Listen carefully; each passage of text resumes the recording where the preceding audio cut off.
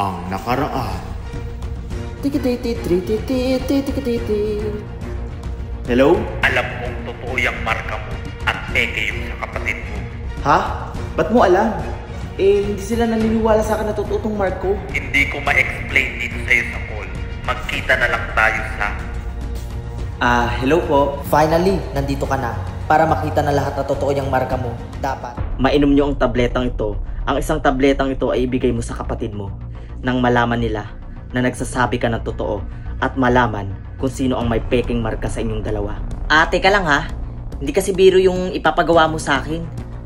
Hindi naman ako yung tipo ng tao na basta-basta na lang magtitiwala. Hindi ko nga alam yung pangalan mo eh. Tsaka, bago pa lang naman tayo nag-uusap, di ba? Malay ko ba kung mamaya anong gawin mo sa akin? Naiintindihan kita. Ako nga pala si Logan, ang dating kawal ng ama ng Queen. O tapos, Kailangan mo ba ng tulong ko o hindi? Dahil kung hindi, aalis na lang ako. alo, sandali.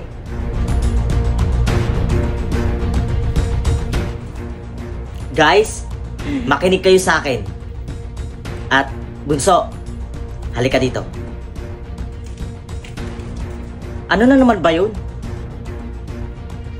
Inumin mo ang isang tabletang ito. At ako naman ang iinom sa isa na to. Guys, iinumin namin tong tabletang to. Kung isa sa amin natanggal ang marka, siya ang may peking marka at nagpapanggap lang na soulmate ng Queen.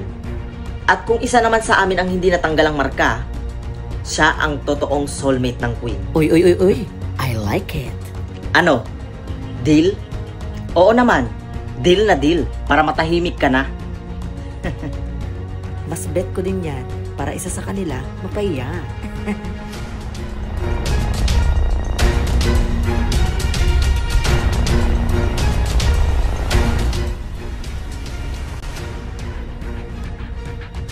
Guys, hindi natanggal yung marka ko.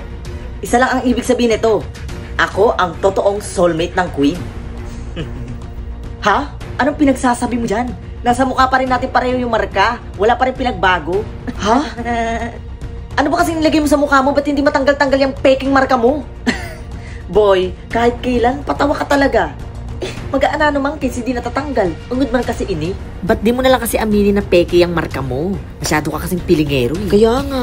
Pilingero ang puta. Umamin ka na lang kasi. Wala akong dapat aminin. Dahil totoo tong marka ko at hindi ako nagpapanggap. Bakit di niyo tanungin yung kapatid ko? O di, katanglay. Baka siya talaga ang nagpapanggap lang. Hays, paulit-ulit ka na lang. Kaya nga. Ba't di mo na lang kasi tanggapin na ako yung totoong Oo soulmate nga, ng tanggapin mo na Queen lang. at hindi ikaw? Kalalangot mo. Alang? OMG.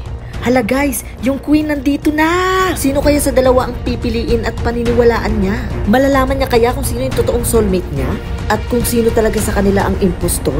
Oh my God, kinakabahan ako guys. Kayo ba? Oo, kinakabahan din kami. Hindi nyo na kailangan magtalong dalawa. Dahil kahit nasa malayo ako, alam na alam ko kung sino ang soulmate ko sa inyong dalawa. May nakikita ako na hindi nakikita ng ibang tao. At may nagagawa ako na hindi nagagawa ng ibang tao.